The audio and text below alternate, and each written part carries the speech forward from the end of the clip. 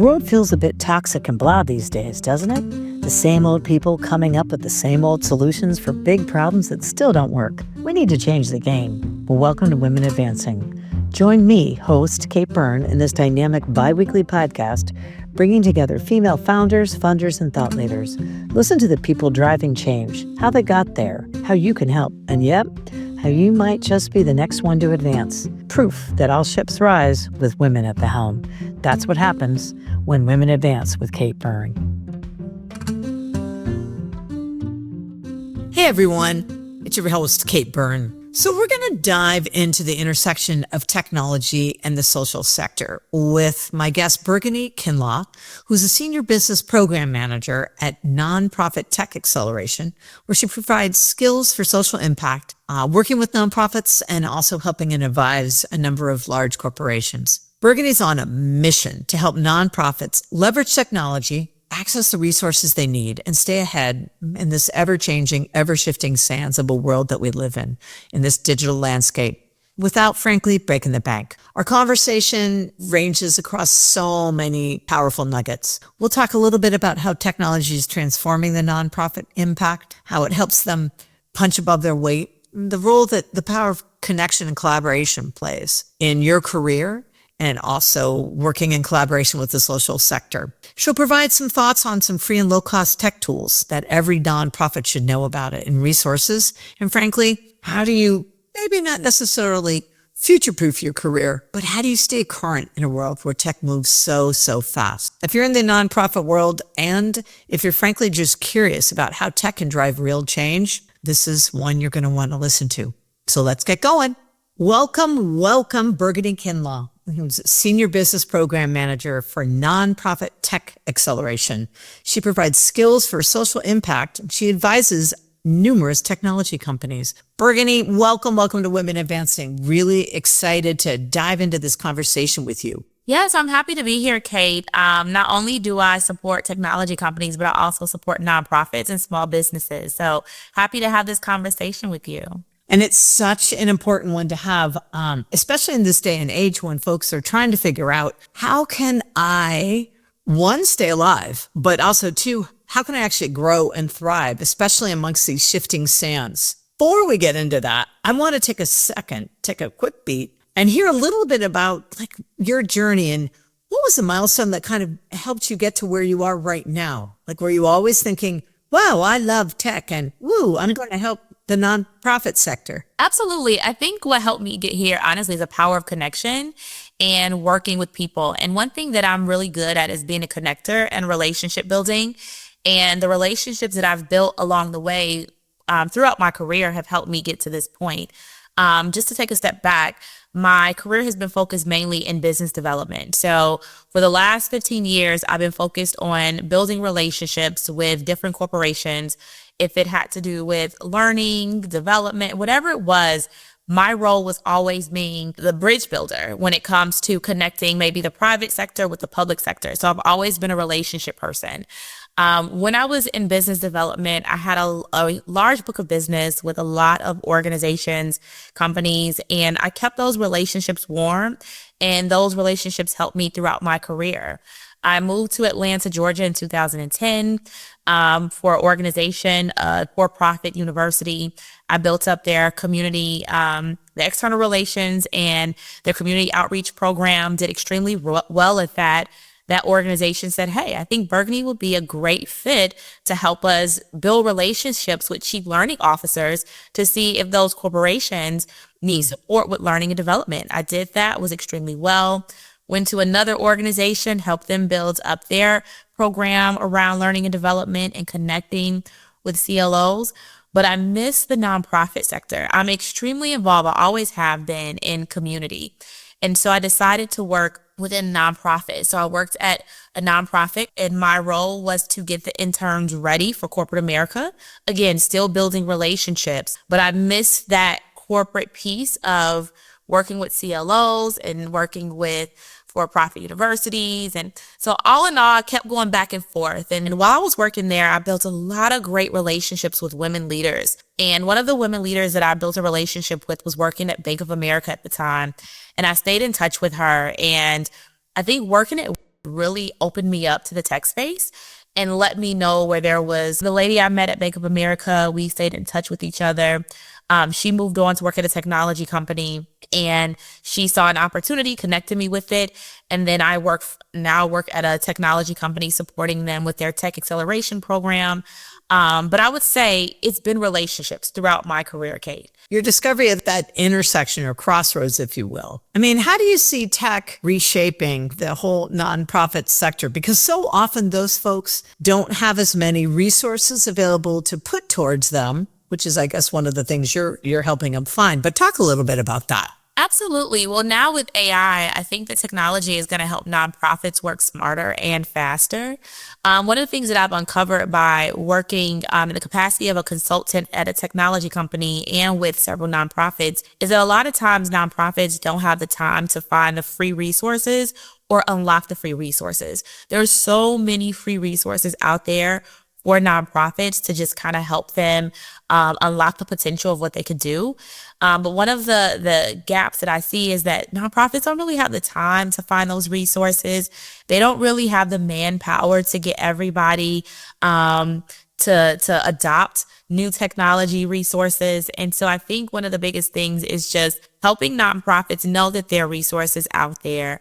Letting them know that, hey, you're going to have to take the time to investigate what works best for your team and making sure that your team can adopt the new technology that is available because it's going to help you work faster and smarter. One of the things I'm kind of curious about is, and you touched upon it right there, is, so, say a nonprofit actually finally gets access, right, to the technology, but are they going to actually use it? Mm-hmm. So, and a lot of times, and I jokingly call my own daughters my, IT staff sometimes. I'm not a Luddite. But I'm just saying, I know what I know now, right? And so I'm just wondering, has there been a shift? Because I know younger generations really, really also want to work for purpose-driven organizations. Mm-hmm. Do you see that as a potential forward movement or a help for getting nonprofits to maybe get a little bit ahead in addition to resources such as those that you provide? Absolutely. Because one of the things that I think is really important is that generations at work is something that is real. And I think that every time a new generation comes into the workforce, an older generation might be a little bit resistant to it. But I really think that the generations that are coming into the workforce or wanting to do social impact work are extremely important because they know the trends, they know what's important, they know what matters. And I think it's important for other generations, I'm a millennial, an older millennial, to pause and listen to what the younger generations have to say about what's important, what will stick. Social media is extremely important. So when I first started working, social media wasn't a thing. We weren't promoting businesses or nonprofits on social media, but now that's how people are learning about the mission. People are learning about the work. So it's important, I think, for older generations to adopt the ideas of the newer generations. I totally agree. And sometimes that's harder to do than we think. But so as we're looking at AI adoption, because I believe, there's so many and I can remember you and I even had this conversation. And you and I and one of our coworkers had this conversation, AI, friend or foe. And I would say that especially with, the nonprofit sector. Mm-hmm. And yet now I have a better understanding of how it helps those folks kind of punch above their weight if they use it properly. But are there ethical concerns that nonprofits should keep in mind? Or are you coming up against that where they're thinking, AI, we don't want to use it. It's going to get all our information and then it's eventually going to work me out of a job? Yeah, I think a lot of people are concerned about that, not just nonprofits. I think educators are also concerned about that. We do a lot of work with educators, and educators work with nonprofits. But yes, I think there is a responsible way to use AI. And you don't have to upload all your information into, an AI tool, but there are ways that you can use it to help you be smarter. If you want to build a marketing strategy, if you want to find some ways to connect with the community a bit better, if you want to expand your nonprofit's reach. There's so many different things that you can do with AI. But again, you do have to research what you're doing. That's with anything. That's with any new tool that you're using, any new technology that you're using. You have to understand the responsible way to use it, because you don't want to just add all of your information or the people who are utilizing your services information into an AI tool, but you want to make sure that you're using it strategically, so that you can help your business grow, your nonprofit grow. You have to just be responsible, but that's the responsibility of an executive director or a program director, or development director, to identify what's the most responsible way to use it for that nonprofit. So, well, we're talking about that whole notion of just skills in general and which are the kind of the most critical. In your mind, what do you believe to be the most critical tech skills that nonprofit leaders and teams kind of need to develop today? If you had to pick, I know there's so many. Yeah. But like if you did the top 2 or top 3. The top 2 skills, one of the things that I see that I think is really important for nonprofits, and this is probably cliche, but I think strategy.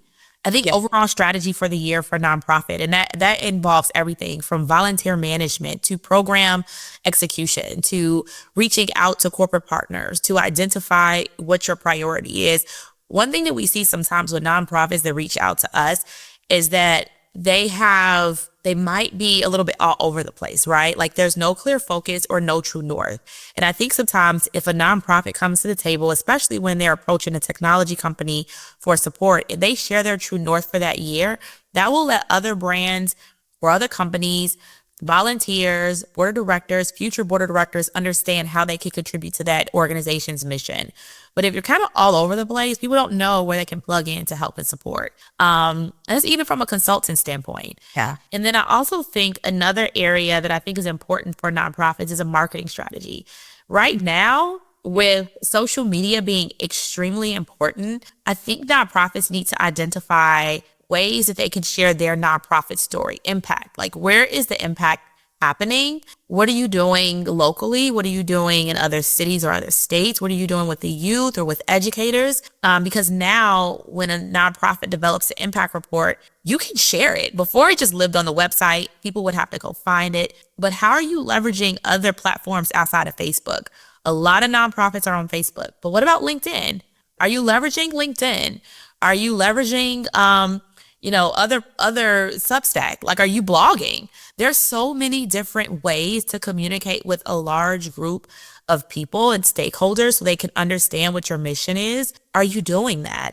And I don't see a lot of nonprofits doing that. And I see them on Facebook, but I'm not on Facebook a lot. I'm on there because my family is on there. They want to see pictures of my family. Or I don't see them on LinkedIn. I don't see nonprofits posting blogs. And that's important because they're doing really important work in their community and people want to read about it. Well, and I think, it's kind of interesting to me because with regards to impact, I think in some ways, nonprofits that I've worked with, their existence, that's our impact. Right. But no, it's so much more than that. And then part of the piece is, what do we measure? Mm-hmm. Measure, but what are you measuring and why? Mm-hmm. And that can actually, when you have an impact plan, that can shift. You can have a 3-year plan, often you have to, because your impact isn't always going to be overnight. And it takes a while, right? Absolutely. And impact looks different. Impact looks different. Sometimes it's internal with your organization. How are you impacting your staff members? Your volunteers. I mean, there's just so many great stories that come out of nonprofits that we just don't see often. And I know this because I've worked at several nonprofits. And if people knew the work we were doing behind the scenes and how we were supporting the community, I'm sure we probably would have had a lot more support. Why do you think that is? Like, what is it? Is it about, I know there's some folks who, don't want to toot their horn. Maybe it's a situation where they feel, well, as I said earlier, our work speaks for itself. But if it's speaking in a whisper, it's not really speaking. Yeah. I don't know if nonprofits have the staff, right? Nonprofits are literally focused on making it day to day. I mean, there are nonprofits that are doing extremely well, and there are some who are just trying to stay afloat to support the people in their community, but sometimes they may not have the staff to really focus on that marketing component. But I think if they made it a priority, they could, it could be easier than they think it is, I believe. Especially now with AI. Like I said, you can use AI to help you curate stories about the impact you're making. So before, someone might be intimidated that, creating a blog or a story might take a team member all day. With AI, that cuts half the time that you need to develop something like that. I totally agree. And the one thing I would also urge folks that when you are using AI for that kind of thing, just make sure you go back and you add your own little special sizzle. Too often, I think folks have, and I think we probably both know people who they get it and they post it. Yes. So you can do that. That's fine. But you might have a little greater impact if you add your own personal touch to it. So people actually know that, in fact, it is coming from you or that you had some thought. Yeah, you have to look at it as though it's a colleague, right? It's your colleague that you're bouncing ideas off of instead of someone is doing your work, right? So if you're building an impact strategy or a marketing strategy, just say, hey, I'm thinking about doing something for, the next 4 months. And these are the important things that are happening at our nonprofit.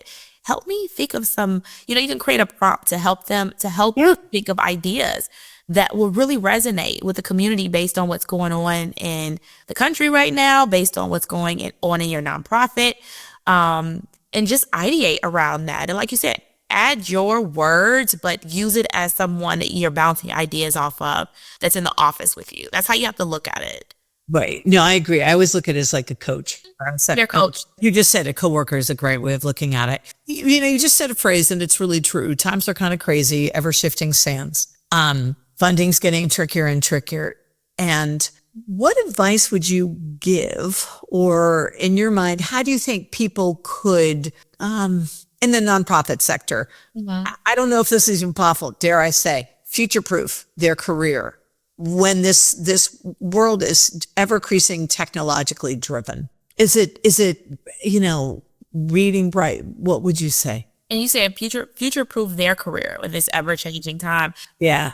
And this tech-driven world, especially I'm going to say older folks. That's a really good question. I think that's something that everybody is thinking about right now, including myself. And I think the true answer to that is that we have to stay up to date with the skills and the technology that is coming out every day, every week, every month. And so there are so many different free resources out there to get skills to make sure that you're staying up to date when it comes to all of the changes, especially when it comes to technology.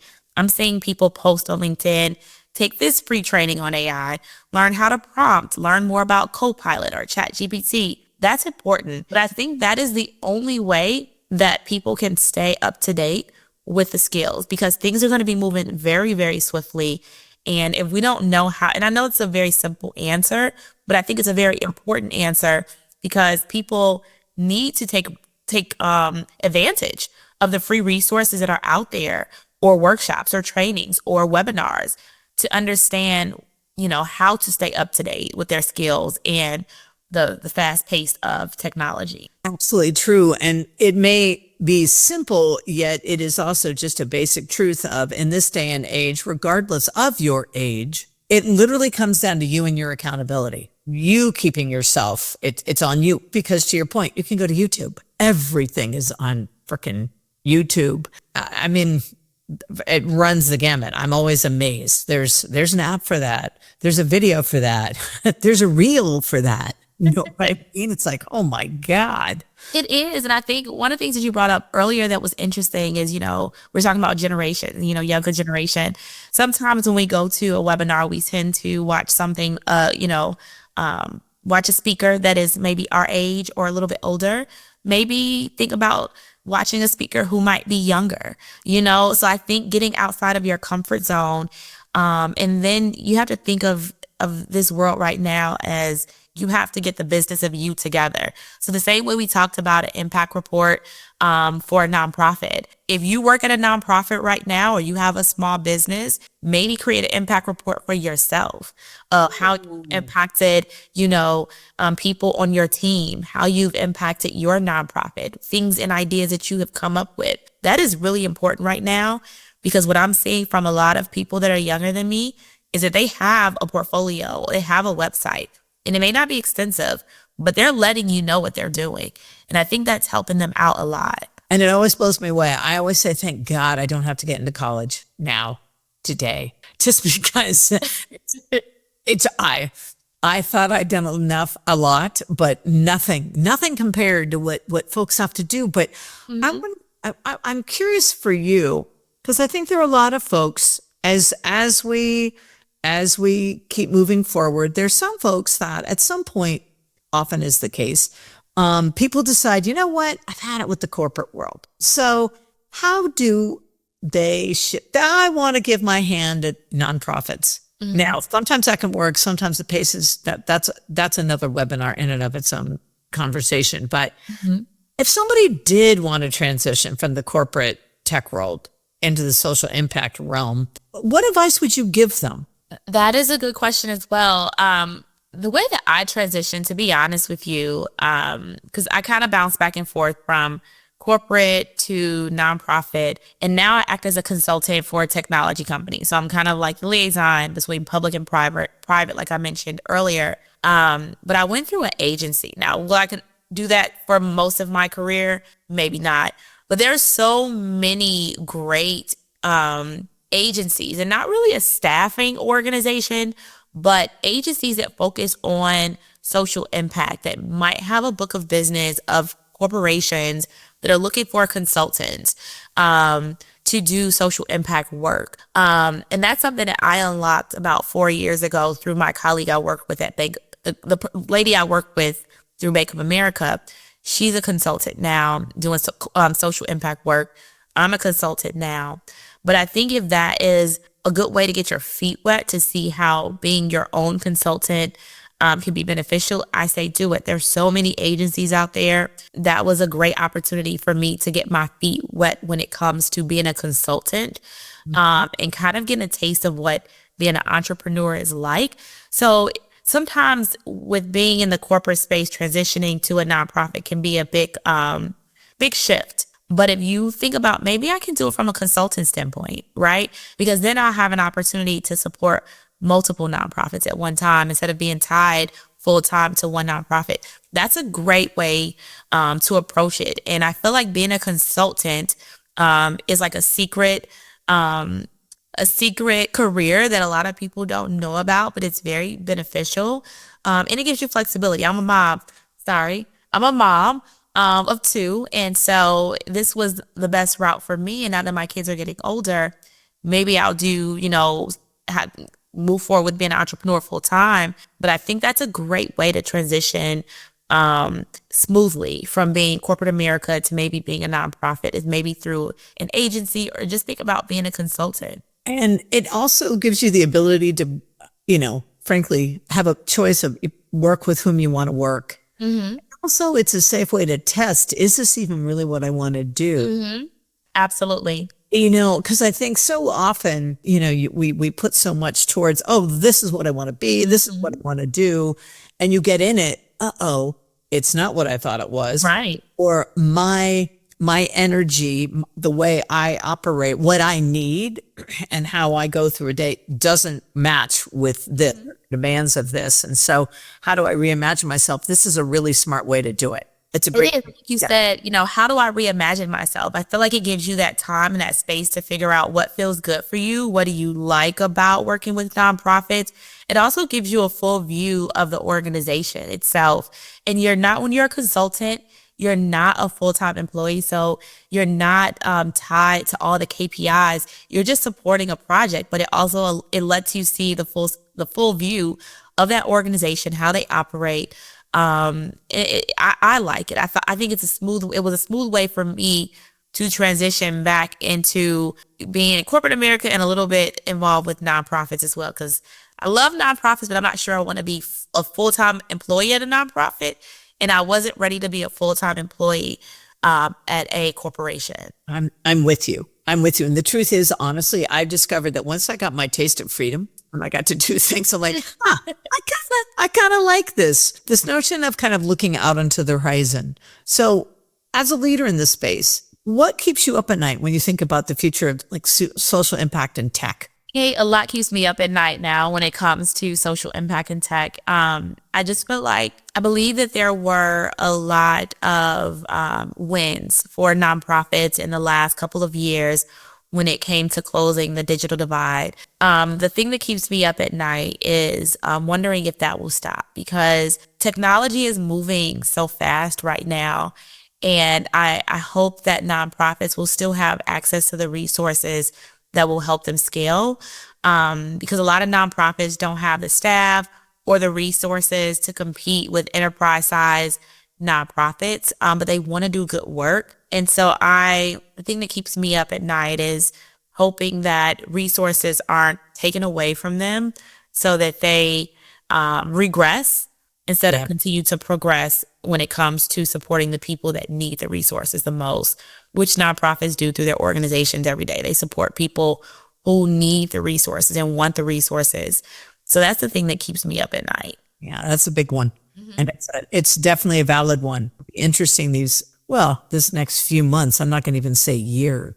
Yeah. And like I mentioned, there's a lot of free resources out there now, but I'm hoping those free resources will stay. I hope companies will continue to support nonprofits, support their missions, and continue to provide those free resources and provide access. But hopefully, board members will continue to help their nonprofits move forward and get the resources needed. But that's the thing that keeps me up at night because nonprofits can't do the work the way they're doing it if technology continues to progress and they regress and aren't able to get access to that technology to keep up. I've always wanted, and I know some companies say they practice this because they will support a nonprofit, but to me, it was almost, gosh, wouldn't it be great?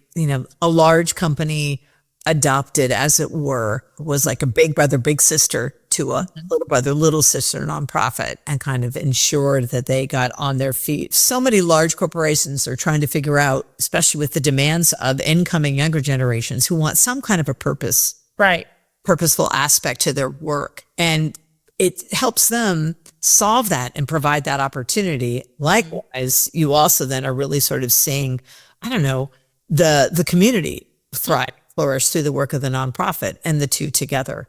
And learning business acumen and best business practices too. No, I agree with that. I actually worked on a project. It was called a pro bono program, and we matched employees from the organizations. We took about 25 nonprofits, and they all had a different business problem. It was different. It was from marketing to operations to tech. And we matched them with employees, and the employees spent a week with them, really helping them solve that problem.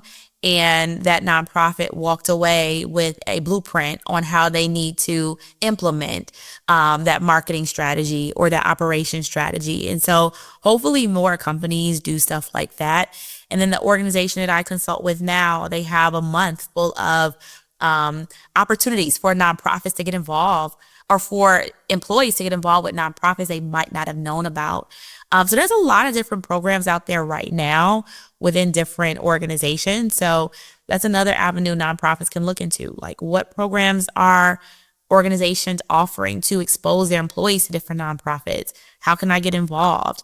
I think that would be extremely beneficial to support them in their growth. Absolutely. It's because you've got a daughter. So what advice would you give your younger self and your daughter, knowing what you know now? In general, or about tech or social impact? In general, and then also social impact. In my advice, I feel like it's simple, but maybe it's not. What I would tell my younger self today is that you'll always be okay. You'll always land on your feet. And that's what I'm telling myself right now, just because things are changing so much in the social impact space and the nonprofit space. But I think it's important for women to know that things are always going to change, especially when it comes to work that you do when it's behind passion. When you're working in a space where you're passionate about a mission or organization or entity or the work, there's going to be ebbs and flows, right? There's going to be really great moments and really high moments where you're feeling good. And then there's going to be moments where things don't look so good. But you just have to remember to keep your path forward, keep on your path, and that it will always be okay. You will always land on your feet. If you have a good intention, you will always land on your feet. And that's what I believe. And that's what I continue to tell myself, and I tell my daughter. Yeah. I love that. Because really at the end of the day, I think so often what happens when the things do look a little scary and make you queasy, it's literally remembering one foot in front of the other. That whole notion of just take care of where you are right now, because that's all you know right now. And the rest, it's amazing when you look back too over your shoulder and you look at your life when you faced other scary moments. How the heck did it all happen? But it did. And you're still here and you live to tell the tale. And more often than not, you're in a better spot than you ever would have dreamed of. Especially when you have good intentions, right? If you know your intentions are good, if you know what you're doing comes from a good place, it will be okay. Yeah. It will be okay. And I think when you work in a social impact space, you have to remind yourself of that, because everybody doesn't believe in the work and a lot of people do. So you'll have ups and downs, but you just have to remember that. Yeah. Be true to you, as you said. Find your true north. Your true north. And stick to that. Where do you see the greatest opportunity for women moving forward? The greatest opportunity for women moving forward, I think, to be honest with you, Kate, I think we're killing it now. Yeah. I think our voices are very important. And I think if we continue to support one another, and like I told you, the reason I am where I am today is because of women. It's because of women sharing secrets with me. It's because of women having very transparent conversations with me about pay, about opportunities, about schools, about resources. And so I think that if we continue to do that, we will be fine. I think there was a time where women might have kept information to themselves because they were afraid of sharing resources. But I think it's very, very important to do that with each other. And that's the only way I think we're going to continue to get ahead and continue to be the smartest and the fastest when it comes to work and everything else. If we continue to have a society of where we're supporting each other, we're sharing resources with each other, regardless of what organization, what nonprofit. We just have to continue to uplift and work with each other. Truer words, truer words. Bourgogne Kinlaw. Thank you for everything. Thank you for your many pearls. I've so enjoyed this. Folks want to get in touch with you. Where's the best place for them to do that? On LinkedIn? Yes, the best place to do that is LinkedIn. My name, you can just search my name, Bourgogne Kinlaw. I'm sure you'll have it spelled out. But yes, Bourgogne Kinlaw is where people can reach out to me. And then any other links that I will have as far as a website will be on my LinkedIn page. Perfect. Perfect. Well, listen, thank you so much. So many pearls and more to come. We'll touch base before we know it, I bet. Yes. And Kate, you have definitely been one of the partners that I work with that I continue to connect with, and you continue to share, really great resources with me. So I appreciate you. Thank you. I appreciate you. And Bourgogne always has this fabulous smile. So it is easy to share it when someone is as wonderful as you are. Thank you, Kate. Right. Thanks so much. Well, love Bourgogne. I've known her now for, oh my gosh, I think it's been about 3 or 4 years. And I always enjoy the wisdom she imparts. For me, 4 key takeaways are the importance of the power of connection. You know, we've always heard it. I know my dad always said it 85 million times about not burning bridges, but it's really, really true. The world is an awfully small place, and it's so important to stay connected to others and connect and provide opportunities for others to get connected. Second, I love this notion of, we've all heard about, doing an impact report for your business, doing an impact report. Nonprofits do it all the time.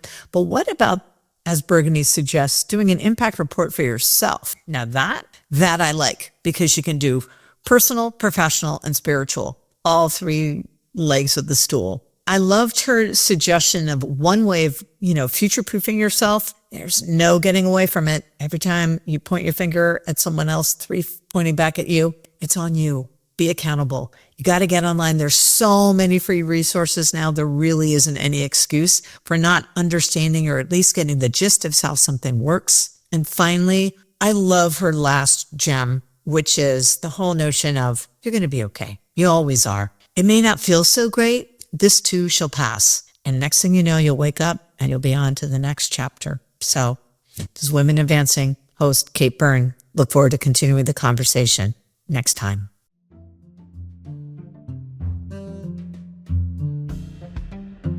Thanks for listening. May this episode inspire you to move forward. Be sure to go to iTunes, Spotify, katebyrne.co, that's KATEBYRNE.co, or wherever you listen to your podcasts and listen to even more episodes.